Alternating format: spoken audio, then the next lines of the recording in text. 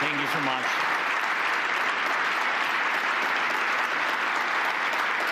Thank you very much.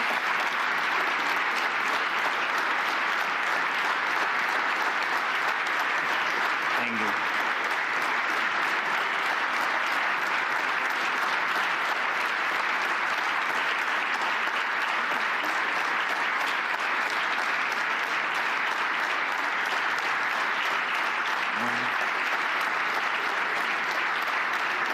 Thank you very much. Thank you so much. Thank you for your word. Thank you for your support. Thank you for your invitation. Dear ladies and gentlemen, at the start of conference, every country usually shares its stance, priorities, whether officially, openly, or through informal talks with journalists, with partners. And this year, a country that was not even invited still made its presence known. A country that everyone talks about here, not in a good way. The night before Munich this year, a Russian attack drone struck the sarcophagus covering the ruined fourth reactor of the Chernobyl nuclear power plant. It was a modified Shahid drone, Russian drone, a technology passed on to Russia. Its warhead carried at least 50 kilograms of explosives. And we see this as a deeply symbolic move by Russia, by Putin. Just recently in Ukraine, we discussed the crucial role of nuclear energy in keeping the country running despite Russia's constant attacks on our Ukrainian energy infrastructure. And we are now preparing a project to expand our Khmelnytsky nuclear power plant. Just one day before the Munich, I was there on the plant, and with involvement from American businesses and including Westinghouse. The project will strengthen the energy security of not just Ukraine, but our entire region of Europe. And we also recently spoke with President Trump and his team about nuclear energy and Europe's largest nuclear power plant, our Zaporizhzhia plant, which is currently occupied by Russia. And Russia responded by sending a drone to hit Chernobyl's sarcophagus, which holds radioactive dust and debris. And this is not just madness. This is Russia's stance. A country that launches such attacks does not want peace. They don't want. It is not preparing for dialogue. Almost every day, Russia sends up to 100, even more, Shahid drones at us each day, and regular ballistic missile attacks, and a steady increase in aerial bomb strikes. But that's not all. This year, Moscow plans to create 15 new divisions, adding up to 150,000 soldiers. That's more than the national armies of most European countries. Russia keeps opening new army recruitment centers every week. And Putin can afford it. Oil prices are still high enough for him to ignore the world. And we have clear intel that this summer Russia plans to send troops to Belarus under the pretext of training exercises. But that's exactly how they staged forces before their full-scale invasion to Ukraine 3 years ago. Is this Russian force in Belarus meant to attack Ukraine? Maybe, or maybe not. Or maybe it's meant for you. Let me remind you, Belarus borders 3 NATO countries. It has effectively become a foothold for Russian military operations. According to both Putin and Lukashenko, Belarus now hosts banned weapons, medium-range missiles, and even nuclear arms. Putin clearly sees Belarus as just another Russian province now. And we need to be realistic. If someone is setting up a military launch pad, we need to ask, what should we do about it? And more importantly, what can we do before the next attack, the next invasion? Remember, there have already been provocations on the Polish and Lithuanian borders with Belarus, migrant crisis staged by Russian intelligence to store up chaos in Europe. But what if next time it's not migrants? What if it's Russian troops or North Korean troops? Make no mistake, North Koreans are not weak. They are learning how to fight now, how to fight the modern war. And what about your armies? Are they ready? And if Russia launches a false flag operation or just straight up with no insignia from Belarus, like how Crimea got taken in 2014, how fast will the allies respond? And will they respond at all? Yesterday here in Munich, the US Vice President made it clear. Decades, he said, decades of the old relationship between Europe and America are ending. From now on, things will be different, and Europe needs to adjust to that. Ladies and gentlemen, I believe in Europe, and I'm sure you believe too.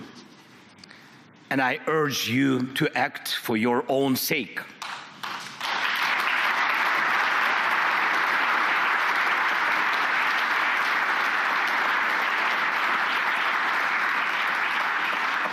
And for the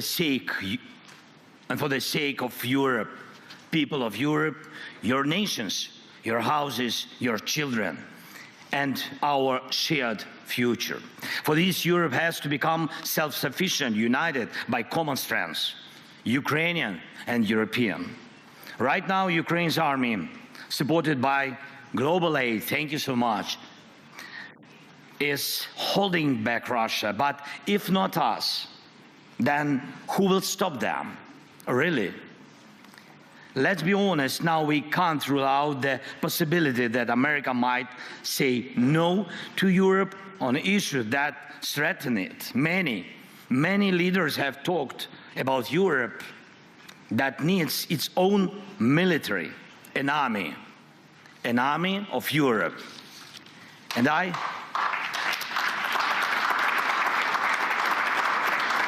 I really believe that time has come. The armed forces of Europe must be created. This is not harder than standing firm against Russian attacks, as we have already done. But this is not just about increasing defense spending as a GDP ratio. Money is needed, of course, yes, but money alone will not stop an enemy assault.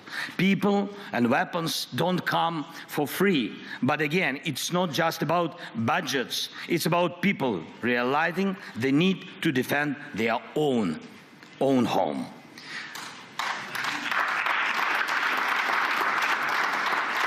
Without Ukraine's army, Europe's armies will not be enough to stop Russia. It's reality for today. Only our army in Europe has real modern battlefield experience. But our army alone is not enough too.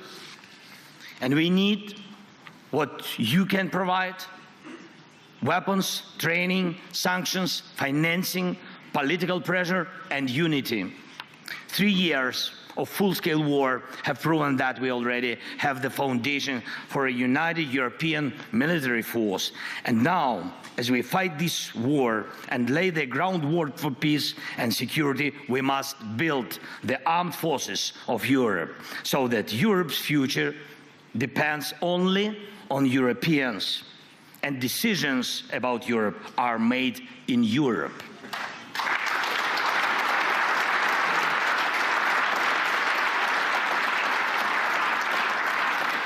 That's why we are talking with European leaders and with the United States about military contingents that can ensure peace, and not just in Ukraine, but across Europe. And that's why we are developing joint weapons production, especially drones. Especially the Danish model, for example, of pooled investments for arms production in our country is already working well, very successful. Last year alone, thanks to Ukrainian and partners' efforts, we produced over 1.5 million drones of various types. Ukraine is now the world leader in drone warfare. This is our success, but it's also your success, of course. And everything we build for our own defense in Ukraine also strengthens your security. And the same should apply to artillery, air defense, technologies, and armored vehicles. Everything needed to protect lives in modern war should be produced in Europe fully. Europe has everything it takes. Europe just needs to come together and start acting in a way that no one can say no to Europe. Boss it round or threat it like a pushover. This isn't just about stockpiling weapons. It's about jobs, technological leadership, and economic strength for Europe. Last fall, in my victory plan, I proposed replacing part of the US military presence in Europe with Ukrainian forces if Ukraine is in NATO, of course. If the Americans themselves decide to go that way, decreasing their presence, it's not good. Of course, it's very dangerous, but we all in Europe need to be ready. And I started discussing this even before the US elections because I could see where American policy was heading. But America needs to see where Europe is heading. And this direction of European policy shouldn't just be promising, it should make America want to stand with a strong Europe. This is absolutely possible, I'm sure of it. And we must shape that course. Europe must decide its own future. We need confidence in our own strengths so that others have no choice but to respect Europe's power. And without a European army, that is impossible. Once again, Europe needs its own armed forces. And I know Mark Rutte, my good friend, is listening to me right now. And Mark, my friend, this isn't about replacing the alliance. This is about making Europe's contribution to our partnership equal to America's. And we need the same approach when it comes to diplomacy, working together for peace. Ukraine will never accept deals made behind our backs without our involvement.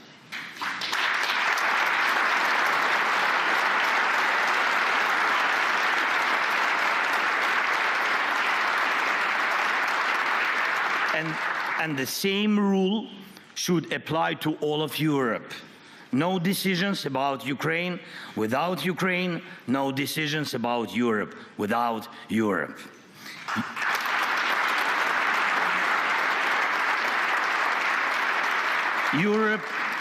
Europe must have a seat at the table when decisions about Europe are being made. Anything else is zero. If we are left out of negotiations about our own future, then we all lose. Look at what Putin is trying to do now. This is his game. Putin wants one-on-one talks with America.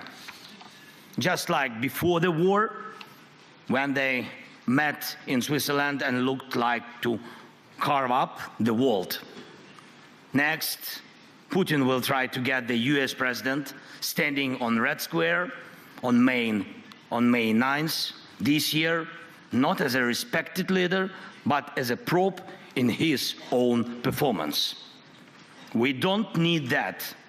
We need real success. We need real peace.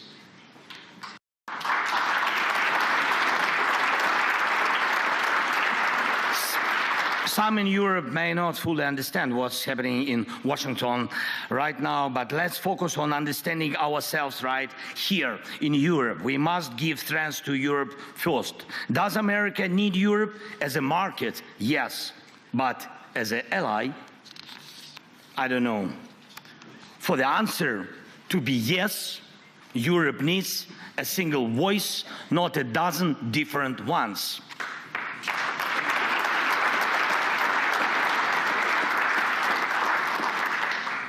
Even those who regularly come to Mar-a-Lago need to be a part of a strong Europe, because President Trump doesn't like weak friends. He respects strengths. Next, some in Europe may be frustrated with Brussels, but let's be clear. If not Brussels, then Moscow. It's your decision.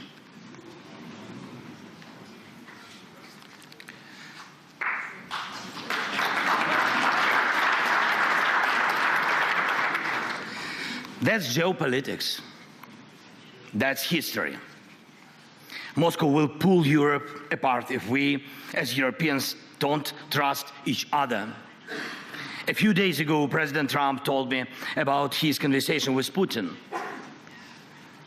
Not once did he mention that America needs Europe at the table. That says a lot. The old days are over when America supported Europe just because it always had. But President Trump once said, what matters is not the family you were born into, but the one you built. We must build the closest possible relationship with America, and yes, a new relationship, but as Europeans, not just as separate nations. That's why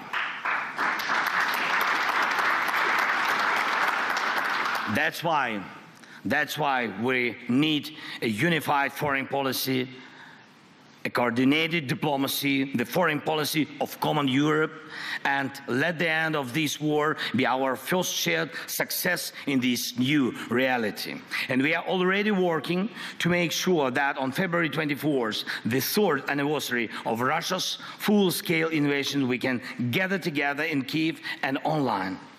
All European leaders, all key partners who defend our security, from Spain to Finland, from Britain to Poland, from Washington to Tokyo, this meeting must deliver a clear vision for our next steps on peace, security guarantees, and the future of our collective policy.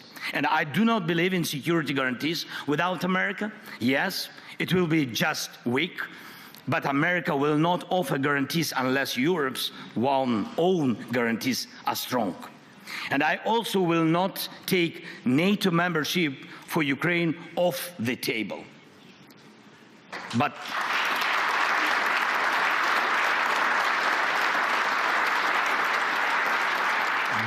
right now, the most influential member of NATO seems to be Putin,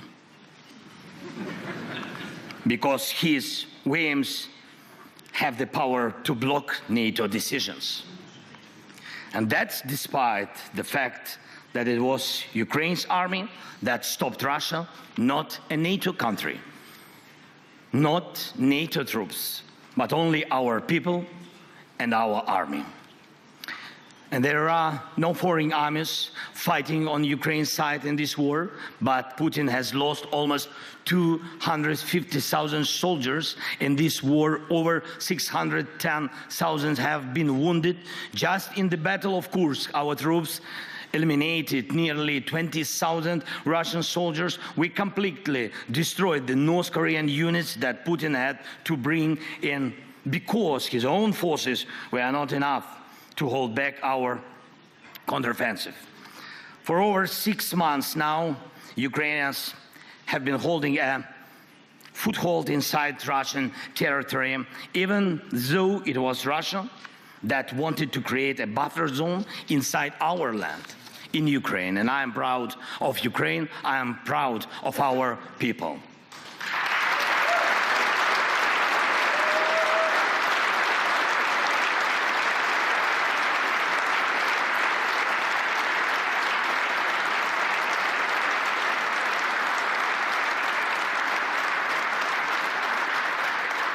But now I ask you, each of you, to honestly answer this question. If Russia came for you, could your army fight the same way? I don't want anyone to ever have to find out, God forbid. That's why we are talking about security guarantees. And that's why we believe that the core of any security guarantees for Ukraine must be NATO membership. Or if not that, then conditions that allow us to build another NATO right here in Ukraine. Because at some point there will be a border between war and peace. Where that border is drawn and how strong it is up to us. My proposal, Ukraine's eastern border, Belarus eastern border, the eastern borders of the Baltic states, Finland's eastern border, that is the strongest security line for all of us in Europe because that is the line of international law.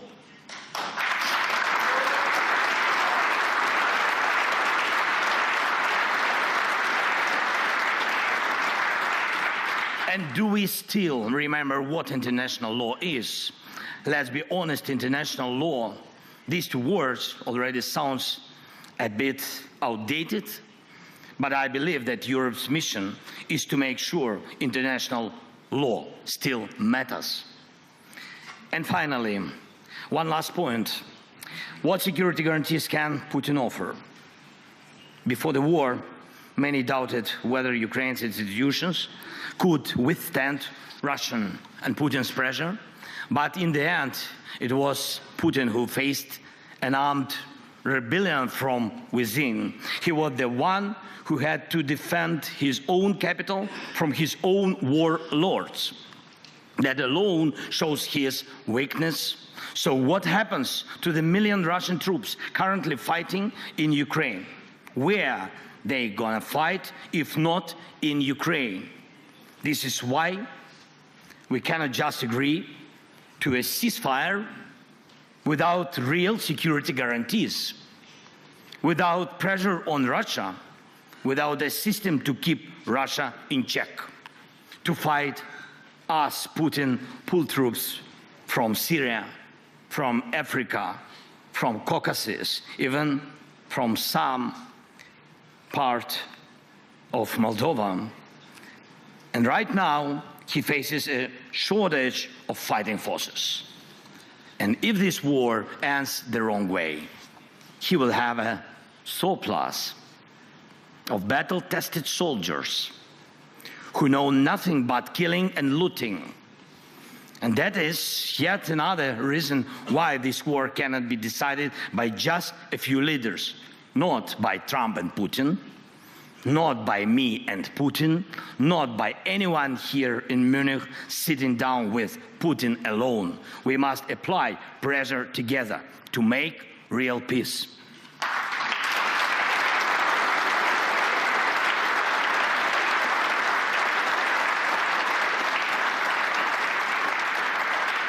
Putin cannot offer real security guarantees, not just because he is a liar, but because Russia, in its current state, needs war to hold power together.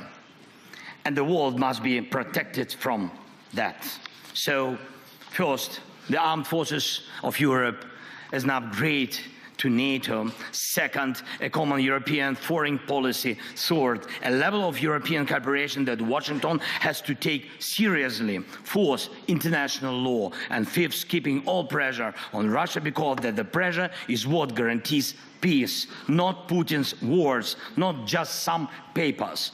Putin lies. He is predictable and he is weak. We must use that now, not later. And we must act as Europe, not as a bunch of separate people. So some say that the new year comes not on January 1st, but with Munich Security Conference. This new year starts now, and let it be the year of Europe, united, strong, security, and in peace. Peace for Ukraine, peace for Europe, peace for all the world, for all your families. Thank you so much. Slava Ukraini!